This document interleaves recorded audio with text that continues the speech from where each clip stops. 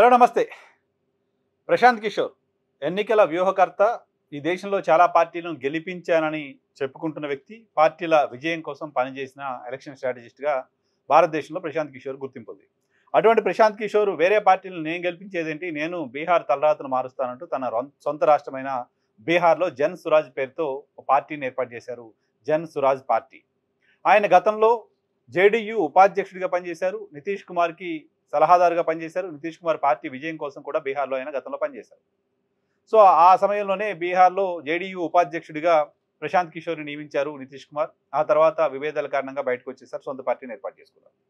సొంత పార్టీని ఏర్పాటు చేయడం ఎలక్షన్ ముందు ఏదో 6 నెలల ముందు, ఏడాది ముందు ఏర్పాటు చేయడం కాదు. 2 ఏళ్ల 3 ఏళ్ల ముందు నుంచే బీహార్ తలరాతను మార్చబోతున్నాను, బీహార్లో వచ్చే ఎన్నికల్లో తాను గెలవబోతున్నాను అంటూ చెప్తూ వచ్చారు. 3 సంవత్సరాల క్రితం ఆయన ఎన్నికలకు సంబంధించిన సన్నాహకాలు చేసుకున్నారు. 3 సంవత్సరాల క్రితమే బీహార్లో పార్టీ ఏర్పాటు చేసి అక్కడ పోటీ చేస్తానని ప్రకటించారు. సుదీర్ఘ పాదయాత్ర చేశారు. లాస్ట్ 6 నెలలు బాగా హడావుడి చేశారు.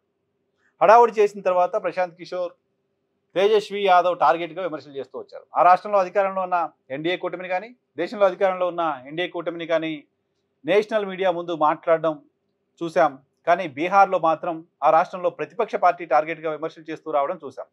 ఆ రాష్ట్రంలోని ప్రతిపక్ష నేత తేజస్వి యాదవ్ పైన పోటీ చేస్తానంటూ సవాల్ చేయడం చూసాం. తేజస్వి యాదవ్ను ఓడించడమే లక్ష్యంగా పనిచేస్తానని చెప్పడం చూసాం. తేజస్వి యాదవ్ పైన పోటీ చేస్తానని ప్రకటించిన ప్రశాంత్ కిషోర్ ఎన్నికల్లో నామినేషన్లు వేసే సమయానికి వచ్చేసరికి ఆయన నేను అసలు ఎన్నికల్లో పోటీ చేయట్లేదు అని ప్రకటించారు. గతంలో 2 స్థానాల్లో పోటీ చేస్తున్నారు. ఇప్పుడు అసలు నేను ఎన్నికల్లో పోటీ చేయట్లేదని ప్రకటించారు. బహుశా అప్పటికే తత్వం బోధపడింది. ఎన్నికల్లో పార్టీల కోసం పనిచేయడం వేరు, పార్టీ పెట్టి ఎన్నికల్లో గెలవడం వేరే అనే విషయం ప్రశాంత్ కిషోర్కి బహుశా అర్థమైంది అని అనుకున్నాం.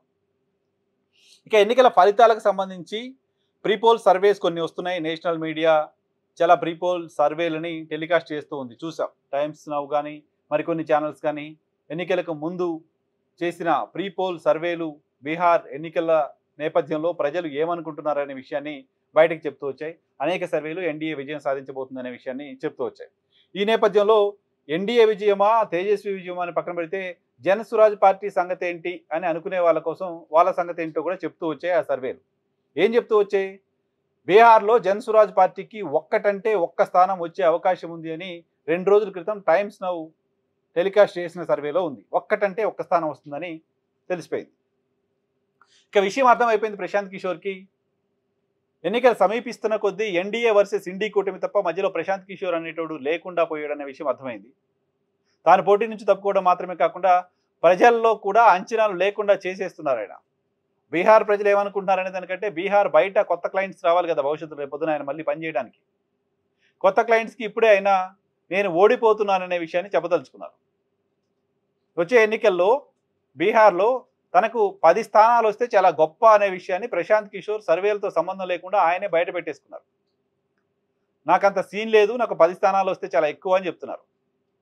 ఇతర పార్టీలను గెలిపించానని చెప్పుకుంటున్న ప్రశాంత్ కిషోర్ తాను ఎన్నికల్లో పోటీ చేస్తే తాను గెలుస్తానో లేదనే నమ్మకంతో పోటీ చేయకుండా తప్పుకున్నారు. ఒకటి, తన పార్టీ గెలిచే పరిస్థితి లేదు అనే విషయాన్ని అర్థం చేసుకున్న తర్వాత తనకు 10 స్థానాలు వస్తే గొప్ప అనే విషయాన్ని చెప్తున్నారు. తనకు 10 స్థానాలు లోపే వస్తాయని చెప్పి ఆగితే మరీ పరువు పోతుంది అనుకున్నారేమో. 10 స్థానాలు రావచ్చు మ్యాక్సిమం, లేకపోతే 150 స్థానాలు రావచ్చు అంటున్నారు. ఏదో చిలక జోషం చెప్పిన తరహాలో చెప్తున్నారు ఆయన. బీహార్ రాష్ట్ర ప్రజలు 150 స్థానాలు ప్రశాంత్ కిషోర్కి ఇచ్చే పరిస్థితి ఉంటే అదేంటో, ఆ వైబ్రేషన్ ఏంటో ప్రశాంత్ కిషోర్కి అర్థం కాదా? సర్వేలు చేస్తున్న వాళ్ళకి ఎవరికి అర్థం కాదా? 150 స్థానాలు బీహార్ ప్రజలు ప్రశాంత్ కిషోర్కి ఇచ్చే పరిస్థితి ఉంటే దాని వైబ్రేషన్ వేరే ఉంటుంది కదా. 10 స్థానాలు అని నీకు నువ్వు సెలెక్ట్ చేసుకొని 10 స్థానాలని చెప్తున్నావంటే నీ పరిస్థితి అదే అనే విషయం, తన పరిస్థితి అదే అనే విషయం ప్రశాంత్ కిషోర్కి అర్థమైనట్లుగా భావించాలి. చాలా సర్వే ఏజెన్సీస్ 4 నుంచి 5 లేదా 1 నుంచి 0 ఈ తరహా నంబర్స్ ప్రశాంత్ కిషోర్కి ఇస్తూ ఉన్న నేపథ్యంలో సో నేనే చెప్పాను వస్తే 10 వస్తాయి, లేకపోతే 150 వస్తాయని ఎన్నికలకు ముందే చెప్పాను. ప్రజలు ఇలా ఆలోచించారు, ఇంకోలా ఆలోచించారు అని చెప్పుకోవడానికి సంబంధించిన ఒక ఎస్కేపింగ్ రూట్ ఎత్తుక్కుంటున్నారు ప్రశాంత్ కిషోర్. ఎన్నికల్లో ఓడిపోవడానికి కారణాల తర్వాత ఆయన సూత్రీకరిస్తారు.